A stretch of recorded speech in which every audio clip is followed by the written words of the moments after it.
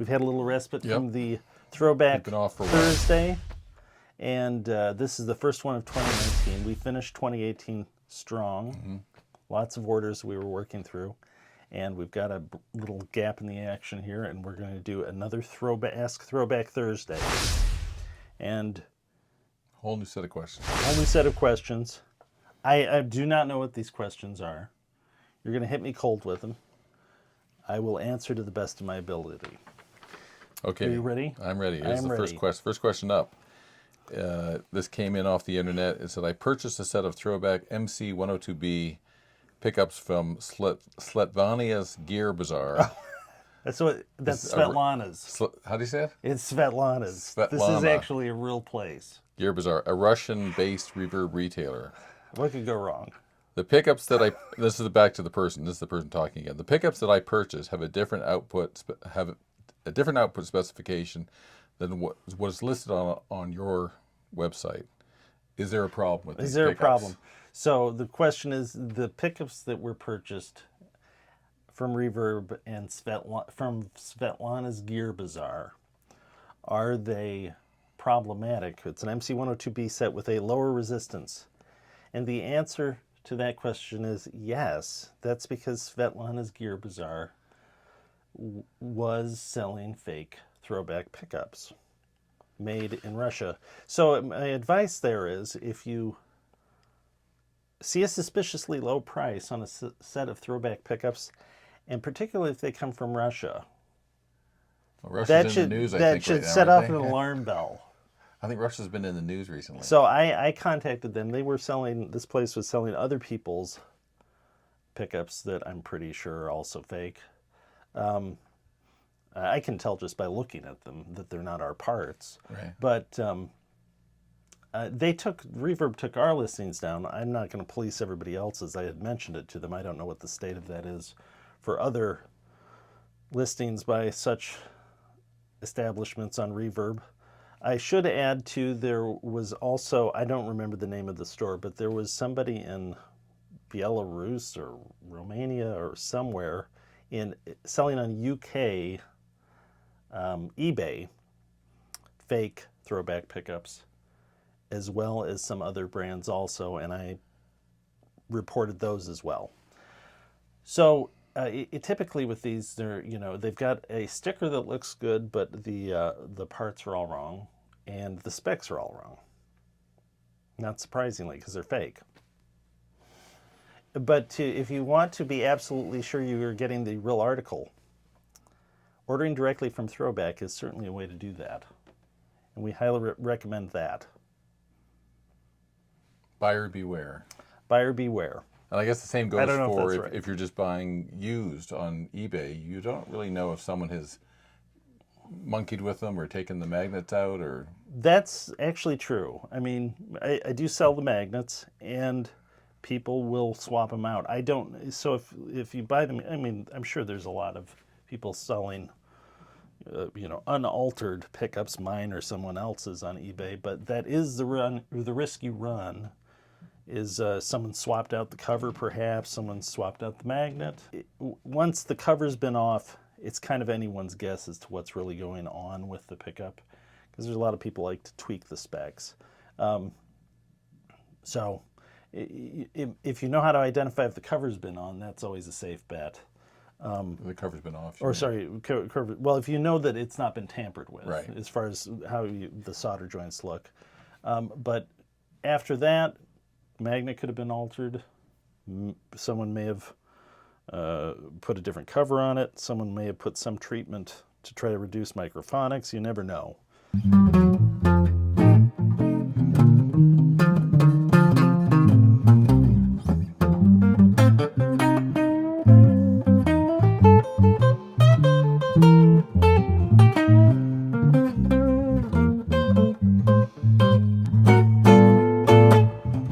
This is question 2. Question 2 is, can I take the covers off my Throwback PAF repros? Yes, you can. Lots of people do. I do recommend they watch the video. I forget the name of it, but I'll put a link at the end in the description. But I have a video where I show replacing the cover and replacing the magnet and the proper way to do it. It is a risk, though. There's always a risk in taking the cover off, in the sense that the solder, if there's a little bit of solder left on the cover, it can be a little jagged bit that will scrape against the paper tape that's protecting the coil. And that is the potential to kill the coil. So it's risky. People do it because some people want the tonal difference or the look with the cover on or off. And so they take the cover off, and you can get the pickup maybe just a little closer to the strings with the cover off by adjusting the pull screws down. Some people like to do that, but be very careful. And again, too, having the cover off, since you don't have the protection of the cover, you are running the risk that that anything that might snag it, like a string, could kill the coil. Kind of a low possibility of happening, but it can happen. Well, the string gets it, like, say, underneath. Like, yeah, if the string, if you were putting them on, maybe, and it just happened to snag under there, you tightened it up. Yeah. It could cut right into the coil. Or if you're just playing really hard, maybe it could kind of hook on the edge of the bobbin. Yeah. Not real likely, but it can happen. Sure. So there is protection in having the cover on. So be aware of that if you're considering taking them off, and also the risks in taking them off. And watch our video on how to remove a cover, and at least you'll have a good technique as to how to do it safely.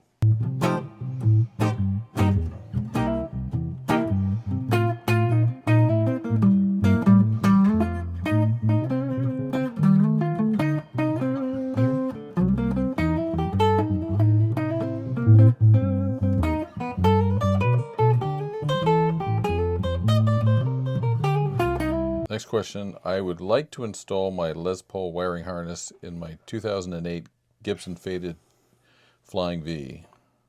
What do I need to tell my tech to make it fit in my guitar, since Flying Vs only have one tone and 2 volumes? Okay. The truth is, I'm not sure. Okay. I don't sell a harness for Flying V, and I'm sure I could. I just don't really get that much request for it. I do get periodically, but I'd say research it on the internet. I'm not sure what the variations of that wiring setup is, with, say, a late 50s era of Flying V to a 60s and 70s. I don't know if those specs change. So, although I should be expert on this, I'm not actually. Okay. And I will admit it. But anyway, I'm sure there's good, info online as to what the correct wiring and pot values are. So I'd check that out.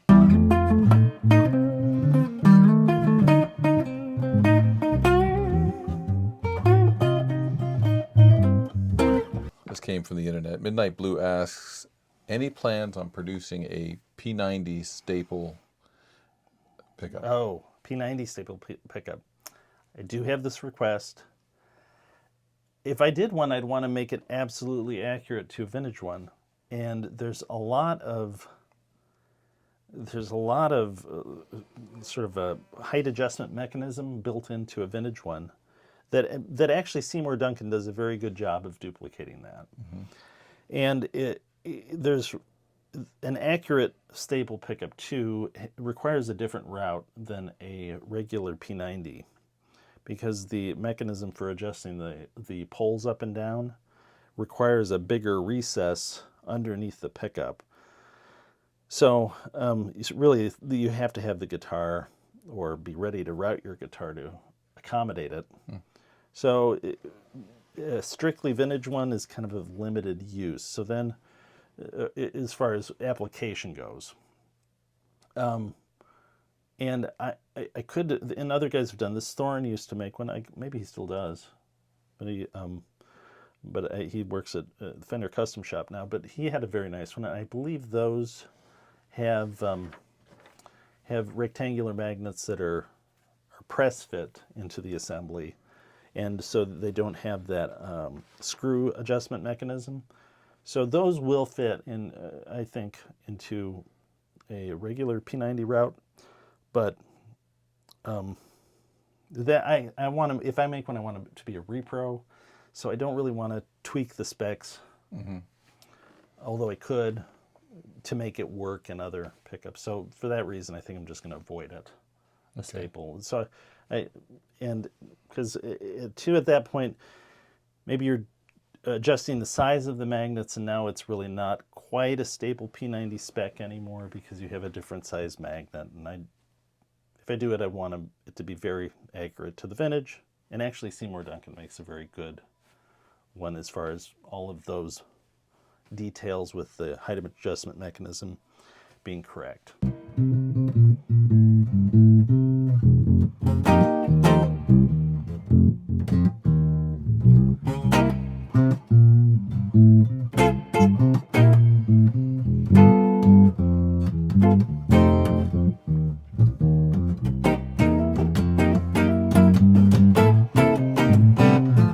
Can you tell me, when you're installing pickup covers, do you use any wax? I've heard you mention the pickups you make come non-wax, so I assume that there is no wax under the cover either. Everybody says that you have to put some wax under the cover and also masking tape over the slugs. Can you give me your take on this? Specifically, are your covered pickups installed with any wax or masking tape? Okay.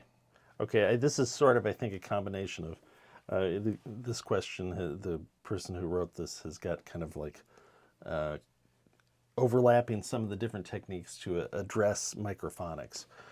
So there's actually the same video for removing the cover. I give the tip on one of the tips as to how you can address microphonics with silicone RTV. But anyway, so I suggest watching that. I'll remind you again at the end of this description. But so there's three ways to handle having the cover on the pickup. One is do nothing at all, which is how a vintage PAF is. The second is put something in between the cover and the slug bobbin or bobbins themselves to suppress any sympathetic vibration from the cover, which would be considered cover feedback. One of those methods is to put a little wax between, some flakes of wax on the cover before it goes on, and then you heat it up, and that kind of lets the wax flow between that gap between the inside of the cover and the top of the bobbins. I think that's what he's referring to there. Okay. You don't, putting tape on the bobbin usually isn't associated with that, but we do not do that method of what's called cover wax potting because it makes a mess, and although effective to suppress cover squeal, you really can't undo it if you want the cover off. Right. You can try by cleaning the wax off with something like naphtha, but you're still got a pretty big mess to try to get removed. So what we prefer to do if we want to suppress cover feedback is we put the 3 little dots of silicone RTV on the slug bobbin.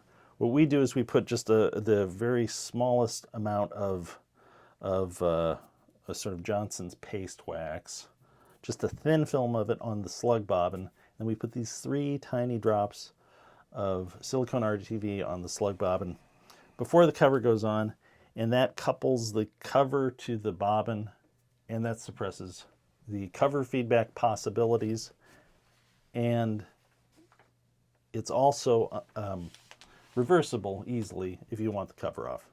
The RTV will just peel off. Okay. So that's one method. Another method is to the wax that I mentioned prior for the cover. Another thing is you can put just a piece of masking tape on the cover itself before it goes on the pickup, and that will just change the frequency at which the cover will vibrate. It'll suppress any vibration sympathetic vibration the cover might have, and that will also reduce the chances of cover feedback. And the third option is to wax pot the whole thing. Right. And we don't, we like to leave that as the kind of last resort. People up there are making noise. Apologize. Last resort method to get rid of feedback. But the reality is 99.9% of what we ship out is not wax potted. And most of them, if they're aged, they don't even have silicone RTV. And we rarely get anybody that needs feedback addressed.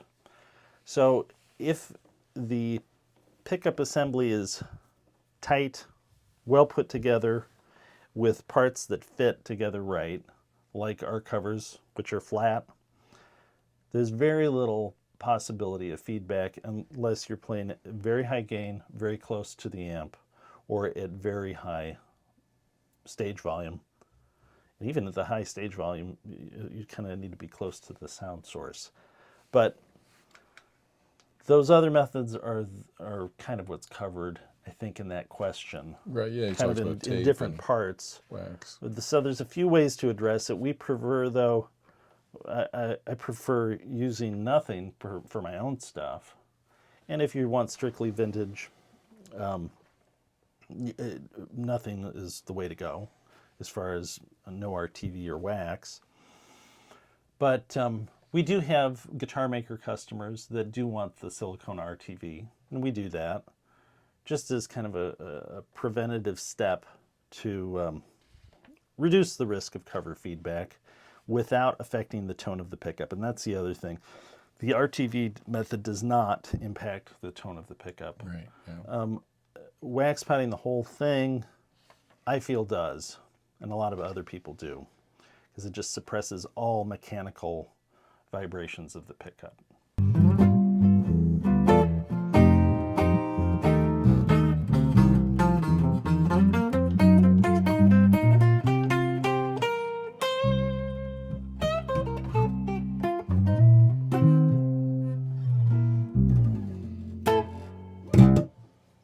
This is a funny little beast. All right, Matthew, this is the time of the show where we talk guitars. And would you like me to start? Or I may be doing more talking because I used to own this one. Well, well, let me just tell you what I know about it. It's a 65 Newport. We think it's a Epiphone. 65. Yeah, we need to check We need the to check number. numbers. But The reason we think it's 65 is because it's got this cutout. And that, I think, only came in 65. 64, that's flat. that's flat. It's a nice little belly cut there. Yeah, it's got a belly cut. Also, this bridge changes at some point, and this has a later era bridge. I don't know what the year is for that change. It has the mute, too. I think you've got the mute. Yeah. Yeah. And I think those started around 65. And I changed them. These are not the original knobs. Those aren't the original. Yeah, it came with some goofy And knobs. it's a DiMarzio EBO. Yeah, style that's not pickup. the original pickup either. But that's what was in it when you This got is it. how I got it. Yeah. Yeah, this is one of those Guitar Center buys that I was a great deal. It was on their website, and I called them up. It was a reasonable price, and I called them up and I said, could you look it over and, can you tell me more about it? And they said, on the phone, they said, well, it's got a headstock brake that was repaired. And they had pretty detailed photos of it, and I thought, I don't see a headstock brake. I see lots of checking, A lot of checking. There's some good. but there is no headstock brake from the photo I could see. So I thought, well, I'm going to buy it anyway. Well, it's got a screw replaced there. That's yeah, non-original. yeah. But I got it, and there was no headstock brake. It's just a very well played bass. And if you want to sell this, I will buy it back at some point. Oh, really? If you do decide to sell it, because I think it's like got that really cool played look. Yeah, obviously that's been changed, but the sounds good. It's got like a little wear thing there. Yeah, someone's Yeah. put their thumb there. But I got another one, and Do you know what's the purpose of these little switches that I think it's a DiMarzio coil comes- split. Is it? Yeah. Because it knocks it down almost to like the guitar tone. Yeah. But Yeah. when you put that on, when it's engaged, it's definitely a bass tone. One thing I like about it too, because it solved a mystery for me. The cover of Johnny Cash's Live at San Quentin. There's a picture of him side shot, and then it's overlaid with this huge Oh, a headstock? headstock, and I could never figure out what is that headstock. Is that it then? It's an Oh, Epiphone. I don't know if it's this exact bass, but it's some sort of Epiphone 4-in-a-line Yeah. headstock. And as soon as I saw this, I said, and this massive sort of, what do they call this, the bat wing? Yeah, yeah. I said, oh, that's what kind of a guitar the bass player had. Yeah, this is sort of big It's huge. relative to the rest of it. Yeah, yeah. And it's hard to find a case for this. This came with it's not an original case, but it's the right case for it. Yeah. But I've got another one. I can't find a case for it. I'm sure there's one out there, but because that headstock's angled back. Well, the Eastwood guitars are going to come out with they're going to introduce a replica of this guitar, but they're offering it with a gig bag. So I thought, because they're good about offering Okay. hard cases, and I thought, oh, well, maybe I'll get a case from them. But I'd be kind of afraid to have a gig bag with it, just because I that wouldn't put it in a bends gig- back yeah. so much. no, exactly, I wouldn't want to put it in a gig bag. And this body's so thin, it's like that it would definitely be a weak spot as far as bumping up against Yeah. stuff. No, the case that I have is, you have to be careful with it. Well, I like the look of it, and it also this I've got a 64, and it's thicker this way and a little wider, and I think this is more comfortable for me. But Yeah, it's a thin neck. yeah. Okay, should I talk about mine here? Yes, please. Matthew? What have I'm you gonna, got there? I'm gonna take the jack out of this. This is a 67 ES330. Oh. And those of you not familiar, again, this is part of my quest to own every guitar I might want from my year of birth. So I've got this one covered. I got it from a private party, and it's in really great shape. Very little wear. I don't think there's any fret wear at all. But if you're not familiar with these are fully hollow, and the neck joint here, except for the very later ones, is higher up. So although it's an ES335 body shape, if you see where the neck is joined here, it's further up the neck. And although I think 69, 68, they scooted it down further also for a few of those. I think you can find them like that. But this is the Gibson equivalent of an Epiphone. Casino? Yeah, Casino. So most people know the look of this from the Beatles. Yeah. But it's essentially the same guitar, a P90 equipped hollow body guitar. And 67 has chrome covers. And these are the original pickups, but they're pretty hot. I don't remember the exact numbers, but they're at 9K. Wow. And they sound good though. They don't muddy up. So don't find them problematic. Has a nylon saddles. And interestingly too, these are still pretty reasonably priced, vintage wise, relative to other stuff. And a lot of people like these as far as the tone of them. What is it? Gary Clark Jr. plays the Casino, Yeah, right? he plays an Epiphone.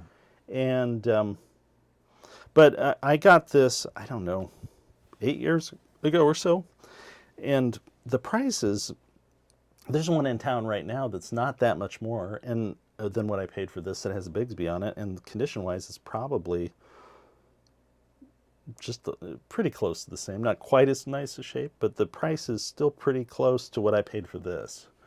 So They haven't crept up too much. haven't crept up too much, and two, it's like if you found a new historic version of this, it would be pretty close to the price of at least a 67 narrow nut era version of this, because the narrow nut brings down the value a little bit. Actually, a lot probably compared to a 64, but that's really all the difference is the nut. And I guess if you're at 64 era, the fretboard's probably Brazilian rosewood. But you can get one of these still in the ballpark price range of a new historic version of the same thing, historic reissue. So That's neat. so it's still a reasonably priced vintage guitar, and the it's got a nice big tone that a lot of people really like. I don't play this a whole lot because I kind of personally prefer a 335, but it's just, you can kind of get a little more bite with pick attack with it. But this definitely has its own thing, and I like it.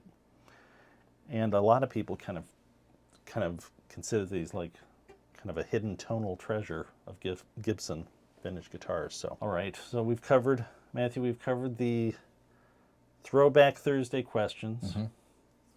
We've covered Guitar Talk. We've jammed a little bit. Mm-hmm. And that concludes another episode of Ask Throwback Thursday. And so if you haven't done so already, please click subscribe, click like. Any questions you have or suggestions for future shows, put that in the comments, please. And click the bell.